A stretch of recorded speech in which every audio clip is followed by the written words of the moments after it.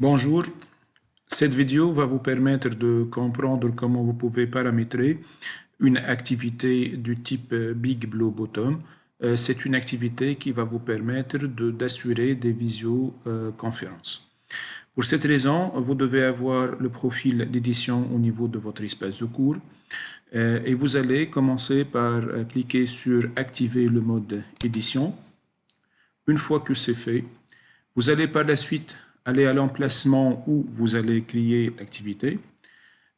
Puis vous allez cliquer sur Ajouter une activité ou une ressource. Vous avez la possibilité de choisir évidemment l'affichage en termes d'activité ou bien en termes de ressources pour avoir un affichage plus lisible. Par exemple, là, je vais cliquer en termes d'activité. Je constate que là, j'ai Big Blue Button qui est ici, reconnu par le bouton B. Donc, si je clique, à ce moment-là, je peux donner le nom de la conférence. Par exemple, là, je vais mettre réunion de démarrage du cours, par exemple. À ce moment-là, j'ai la possibilité de notifier les participants de tout ce qui se passe au niveau de cette conférence, au niveau de la création ou bien au niveau de la fin. Par exemple, là, si je choisis envoyer des notifications, les participants à cette conférence seront notifiés. Il y a aussi la possibilité d'ajouter, par exemple, une description de la séance. Par exemple, là, je vais mettre cette séance. Je peux afficher la description ou non au niveau de la page d'accueil de mon cours. Il y a un message d'accueil qui peut être diffusé au démarrage de la session. Par la suite, j'ai d'autres options qui sont très importantes. Par exemple, là, les étudiants doivent attendre qu'un modérateur soit présent. Donc, si vous avez un peu de retard ou bien un décalage entre par exemple, votre entrée et celui des étudiants, si vous voulez que les étudiants accèdent directement sans votre présence, vous gardez ce bouton non coché. Sinon, si vous allez la cocher, les étudiants ne peuvent accéder à la session de chat que si vous êtes déjà présent au niveau de la dite session.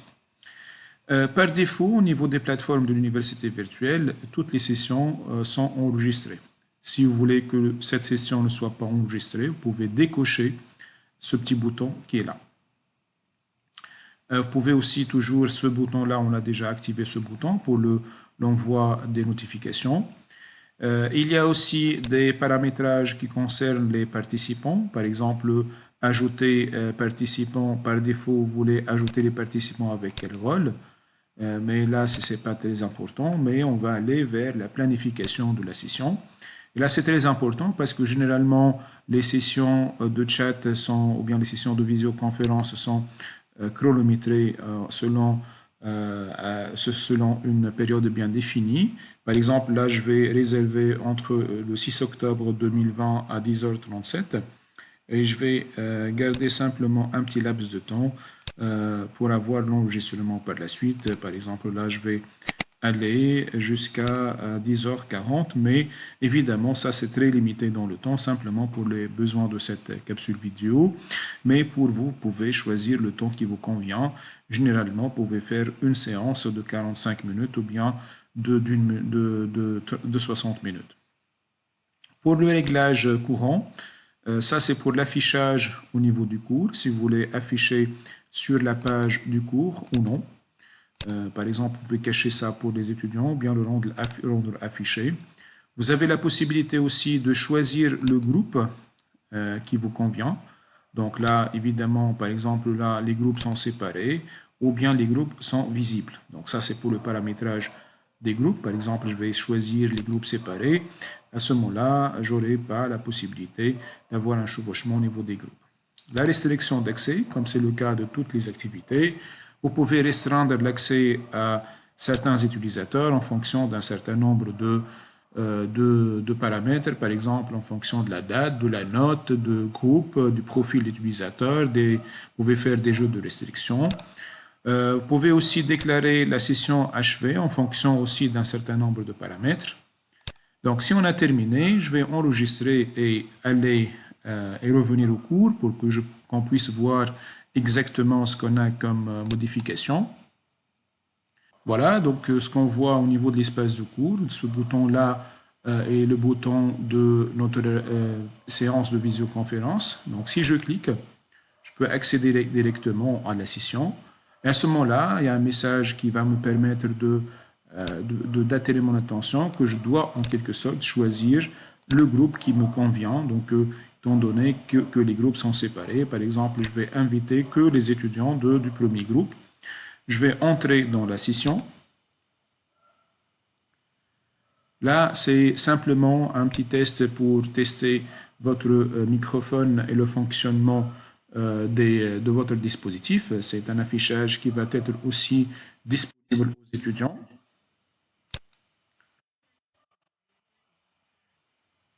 Mais je vais désactiver l'audio pour ne pas avoir un effet de résonance.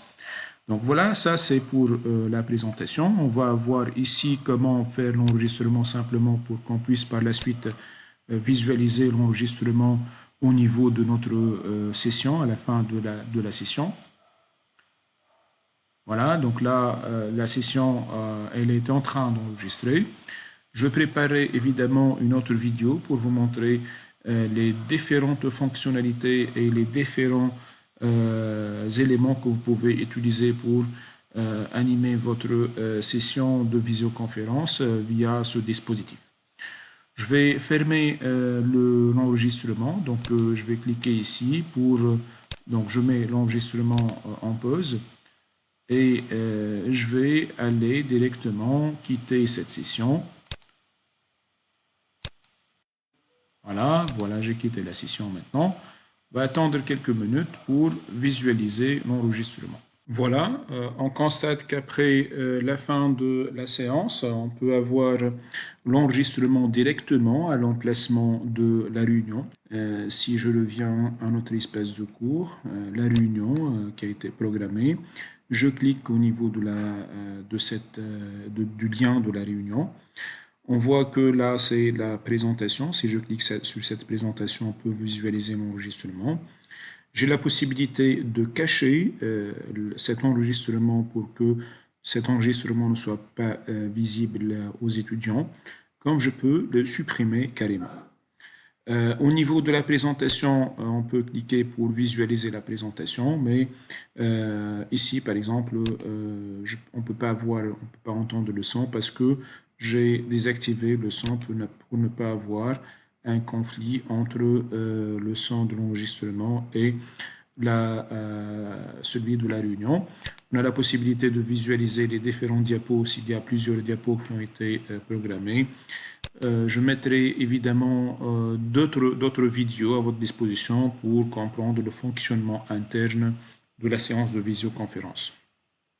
Je vous remercie pour votre attention et je reste toujours à votre disposition si vous avez des remarques ou d'autres besoins par rapport à des outils ou bien par rapport à la manipulation de la plateforme.